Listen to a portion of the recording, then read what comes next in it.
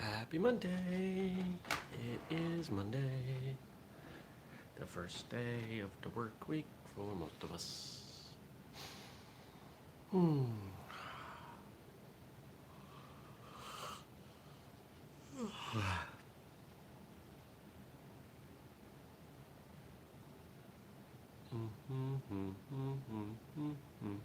Three, two, one, go. Good morning, everybody. Welcome. Today is Monday, April 27th, 2020. My name is Jeremy, and this is my first cup of coffee. I don't know why I said that. The only thing I've had is water. Implies I had something else. I did not. Well, what a weekend. Good weekend. Hope you had a great weekend. Saturday, did about a 15-mile bike ride. Worked in the yard. Planted a bunch of stuff. Where did I plant this weekend? Peas. More greens. So out there we got kale and arugula and lettuce and peas doing their thing. That's a new grow light. I don't know if you can see the red sheen on my face now. That arrived Saturday because I had too many seedlings for the one grow light I had. So I've got some rigged up on a table.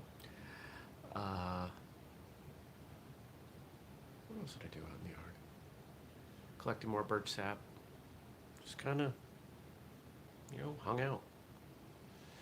Went to the hardware store. That was the adventure. That and the bike ride. The bike ride was an adventure. I went on a trail that I've never taken my bike on. Back when I had my first 4Runner, my first Toyota 4Runner, the last couple of years I had it, I had a lift kit put on it. And it was great, and I used to be able to go out this very muddy, full of ruts kind of trail. It wasn't very long, but it was fun. And I said, let me take my bike that way. So I did. And that was a good time. How long has been doing that? 2 hours? Most of it was on the road. And even stopped to have lunch. Brought a sandwich. What else did I do? Watch TV, clean the house, did dishes, just the stuff that you do. This is not a particularly adventurous life at this point, but growing a lot of food. Just growing a lot of food, thinking about how I can create as many tasty things here as I can. Hope you had a good weekend. And what's going on today? Today is kind of an interesting day because for the first time in like a month, one of my clients who is considered essential, they're in the financial industry, they do taxes. They're related to tax prep. And of course right now, taxes, right? So they have requested that all the team show up, and so as soon as I'm done here, I'll be putting on real pants and hopping in the car and going somewhere. This is a client that I've spent a lot of time at, and there are plants on my desk, and they haven't been watered in a month, so they're probably dead, so that's a bummer. But other than that, looking forward to going.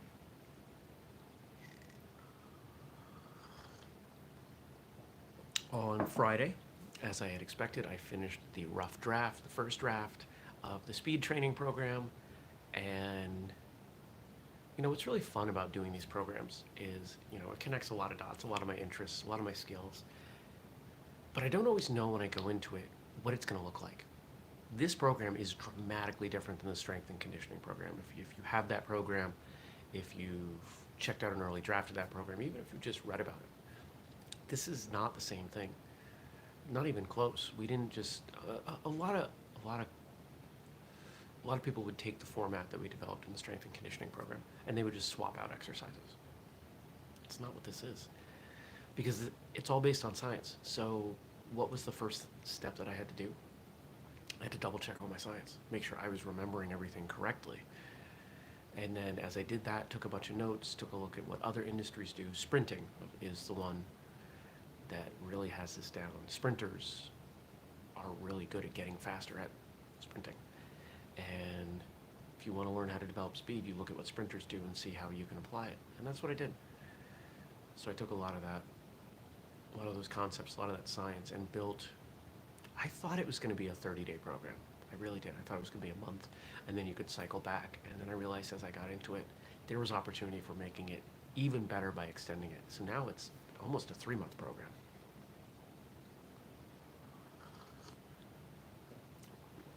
And it's good stuff.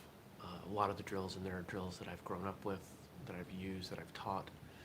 But there's a lot of stuff in there that's brand new, stuff that I'm not going to say other people haven't done it, but I have not seen it done.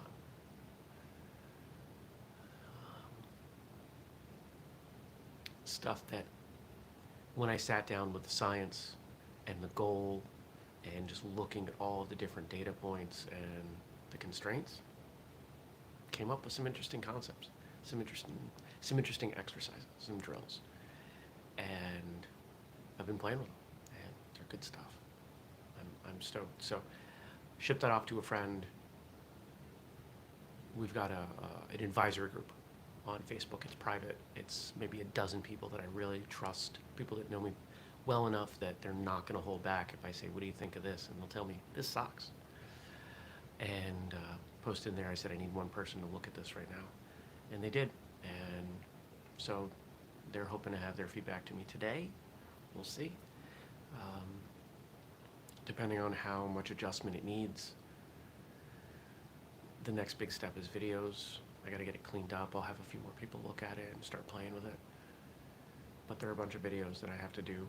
These I think I can film on my own. That was a challenge with the strength and conditioning program. I couldn't film those videos on my own. Not easily, because you had to get in certain places. This, just the way it is, the body isn't moving. You're picking one technique to move through the whole thing. Yes, this is not a general speed program. This is I want to get faster at this one movement. There will be carryover, and I go into all that science and all that explanation in the program. But it's a lot easier to frame a video, up against a wall, and I know I'm going to go from here to here, here to here. The example I use throughout, the reason I'm doing back fist, the example I use throughout the program is back fist, because they're easy to understand and they're pretty darn universal. If I say, practice your side kick to get faster, blah, blah, blah, people will say, but that's not how I do a side kick. I don't know why that became Sean Connery. So I'm stoked on these programs. We sold a few more over the weekend. Programs and books, these digital products, I think this is the future of whistlekick. I really do. I want to get back to selling product, but I think we need to make money first. And the digital products are easier to make money on, because I don't have to worry about being out of stock.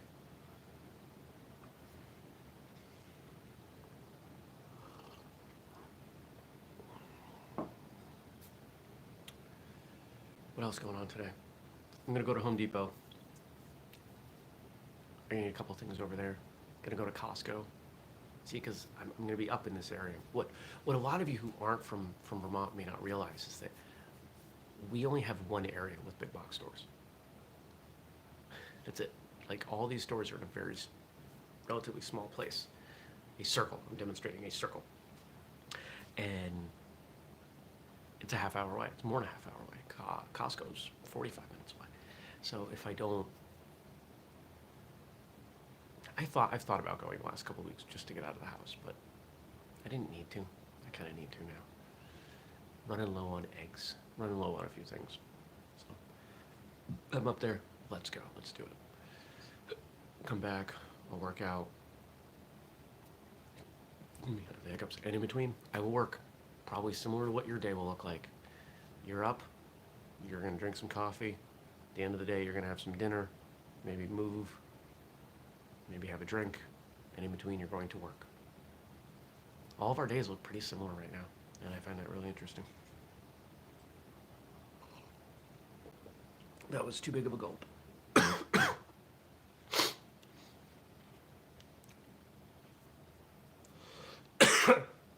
we go. Let's see the questions. What do we got for questions and comments? Remember, if you want to ask me something, drop it below. I'll answer it tomorrow. Today, Monday, April 27th, 2020, is Tell a Story Day. What is it about stories that connect you, me, so much? Storytelling is the oldest form of passing on knowledge. If you look at oral traditions, they predate written traditions dramatically. Long before there was a written alphabet, there were stories, there was the spoken word. And that makes sense because if you're in a group of people and you don't have paper, how convenient is writing things down? Right? It doesn't make a lot of sense. And that's where words turn into pictographs. Think of the cave paintings. If you think about how information is given to children, it's in the form of story. We learn best with stories. Stories take the facts, they take the lessons, they take whatever, and they make it relatable. They make it entertaining.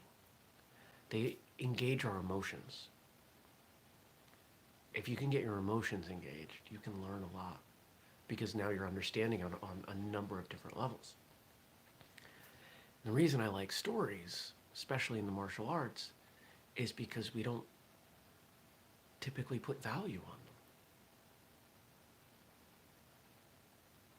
them. Sure, we can learn Shotokan karate, and we can learn the kata, and we can learn the punches and the kicks and all the techniques. But doesn't it help to understand who the founder is and hear the stories about him and his childhood and how he got to where he was? I think so.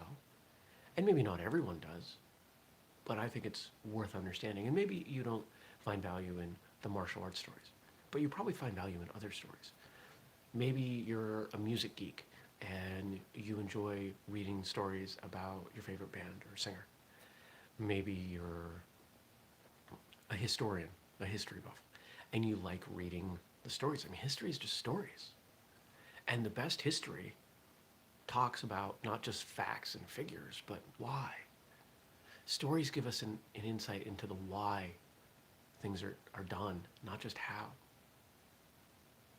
Traditional academia, at least the way I experienced it, was really big on the when, the where, the what, the who, and the how, and they left out the why. Think about math, think about science. How often is there a why in there? Why matters.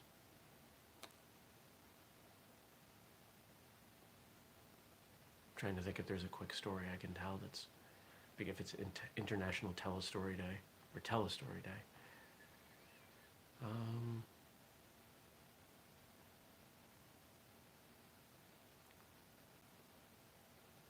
Bear with me. I'm chewing through my childhood real quick.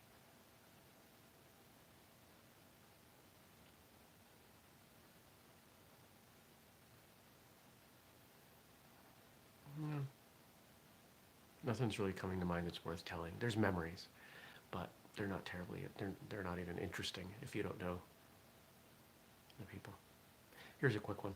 I used to fish as a child, and I enjoyed fishing. It was something that I could do by myself. My mother didn't enjoy fishing, and I didn't have anybody to teach me, so I was figuring stuff out on my own, and I was spending my allowance money to buy lures and tackle boxes, and kind of that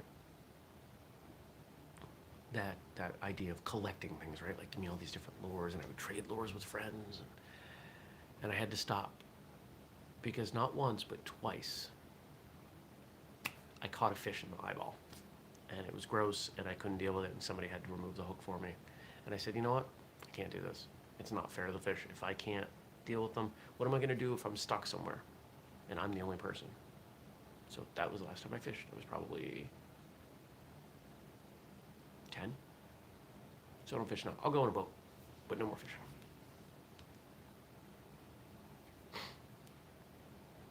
What is it about martial arts stories that made you want to start a podcast? I wanted to start a podcast regardless, but the reason the format became story-based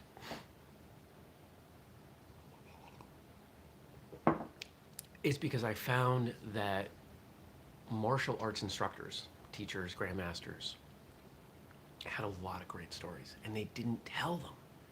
because they didn't think that they were valuable. They didn't think they were important. And usually, in order to get stories out of them, they had to have a couple drinks at an event that had a lot of martial artists. Well, how are those stories being written down? Some of these stories were phenomenal. If you know martial arts radio, you know that we have some great stories from some great people. And 95% of them plus never write these stories down. So if people don't remember them and tell them or record them, they will never be passed on. And I think that that's a shame because I think stories are so critical. So when I set out to develop the format, I said, how do I get people to talk about these stories? And if you look at especially the early days when I went down through a list, it was what can I hit that's martial art related to martial arts in people's lives? How did they get started? Tell us about a difficult time in your life. Tell us your favorite story, which started out as best story, but favorite story. Tell us about your favorite, the most impactful instructor. Talk about competition. Who would you want to train with? Favorite martial arts movie, book, actor. What's coming in the future, right? And you can see these are all talking points. They're all conversation starters. And they're all meant to get people to talk about their past, their history, what they're passionate about. In other words, how do we get them to tell a story about their time in martial arts? If I say, tell me your favorite martial arts story, people will do that, but I got to get them warmed up first. And so we warm up with, how'd you get started? Doesn't always work out that way, but that's usually how we get started. How'd you get started in martial arts? And then we see where it goes from there. It's a lot more organic now because I've gotten better at seeing the opportunities to get people to tell their stories. Last one from Frank today. Thank you, Frank. What is it about stories that connect with people in general so much?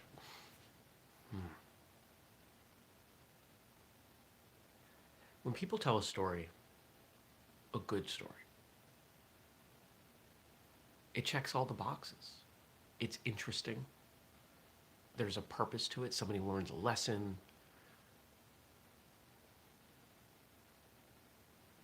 It takes you for an emotional ride. It can be scary or dramatic or funny. And it's memorable.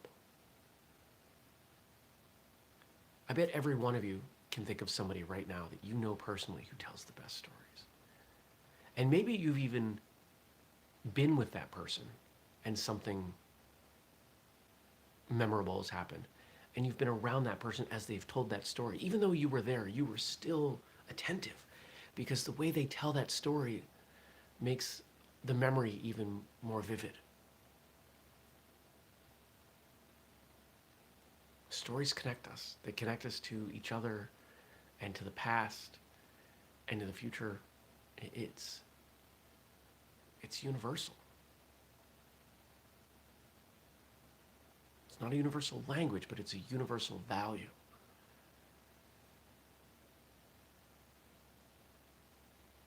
I suspect, I have no way of proving this, but I suspect a lot of language was developed in need to tell story. If you think about the first language, it was likely around safety. It was the now, what's going on right now. We need water. There's a mountain lion. That's quicksand.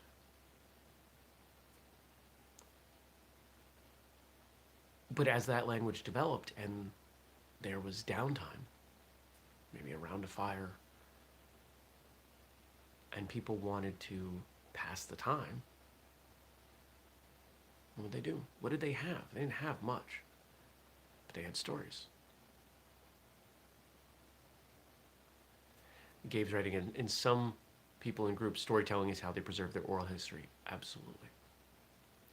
So you can imagine this group of early people sitting around a fire, passing the time by telling stories and developing language as they go. When you look at social media, there's a lot of storytelling happening there, and new language, acronyms and things like that coming out of it, because storytelling fosters the development of language.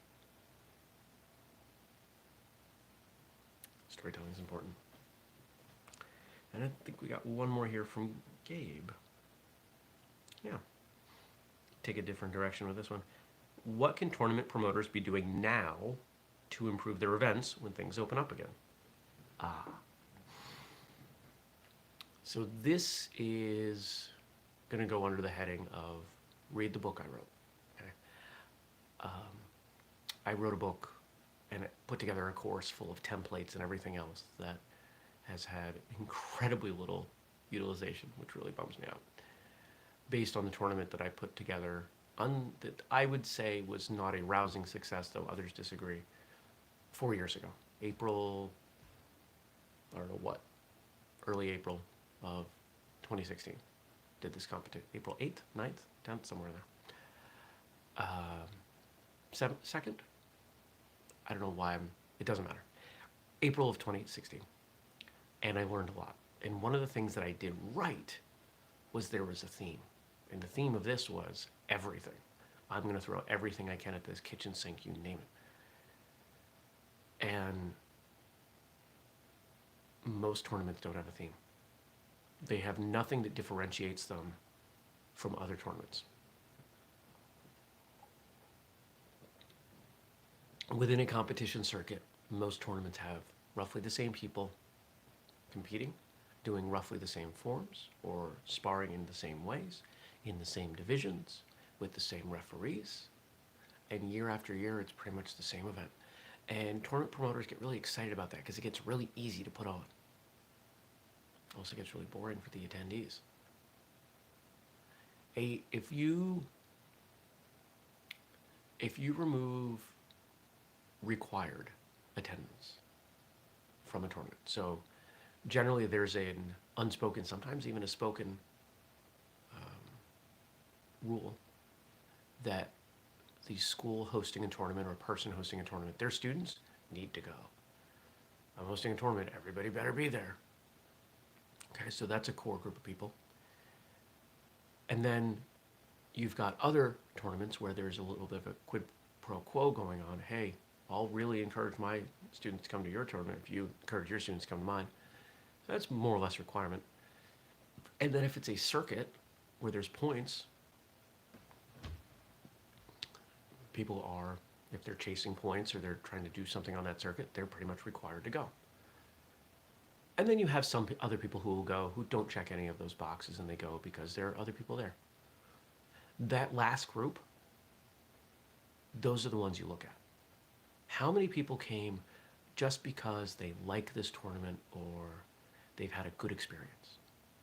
Pull out the required people. How many people you got left? 10%, maybe 20%? And if those people show up and all of a sudden the required people are gone, they won't come again because there aren't enough people. Why? Because tournaments aren't different. They're not fun. How many people in the stands are looking to go and check out a tournament and enjoy it? Doesn't happen. Doesn't happen very often at all. And it's because tournaments are, most of them are boring. How do we make them more entertaining? Now we need a theme. How do we do that? A lot of ways we can do that. The theme can be as simple as, I'm going to provide entertainment for people in the stands. The theme could be, some people do it with awards, right? And so this theme isn't like everybody's dressed up, although it could be. There needs to be a gimmick. There needs to be something that sets the tournament apart. So if you have a tournament coming, maybe you're not even sure when it's going to be. The number one thing to think about is, what is going to make my tournament different? And if you say, it's going to start and end on time, that's not enough. If you say, I'm going to have the best referees, that's not enough. Are you going to donate all the door proceeds or half the door proceeds to a nonprofit? Oh, now we're onto something. You're going to have amazing food. like really good food. Like people would be excited to go just for the food. Maybe you're going to have some special divisions that other tournaments don't have. Now that's stuff that's entertaining for people to watch.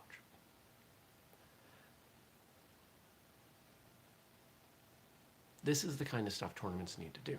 Without it, they're not going to progress. But based on what I see, most tournament promoters aren't interested in putting in the time to make their event better.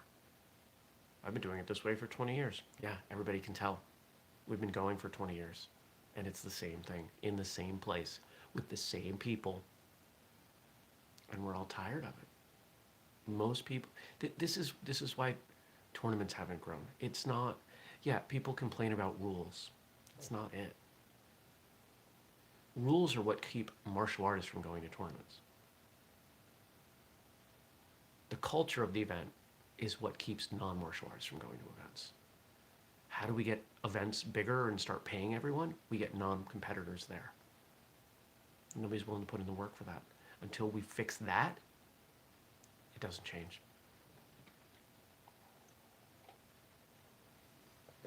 I have big ideas. I have things that I will implement, things that will cost me 6 and 7 figures when we can get there.